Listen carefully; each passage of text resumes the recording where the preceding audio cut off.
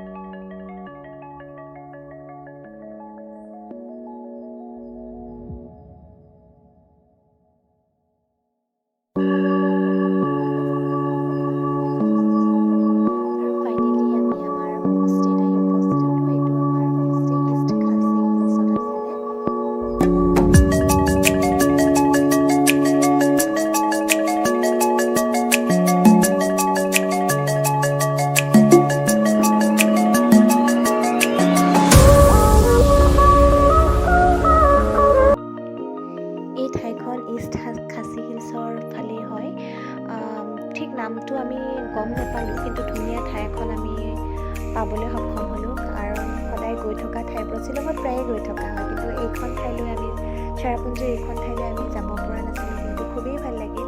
তাৰ পৰা সমগ্ৰ বাংলাদেশখন চাবলৈ পাৰি, তাৰ লগতে আৰু ছানছেটটো খুব ধুনীয়াকৈ দেখা পায়, গতিকে খুবেই ভাল লাগিল। আপোনালোকেও কেতিয়াবা গ'লে খাছী হিলছৰ ফালে গ'লে এই ঠাইটো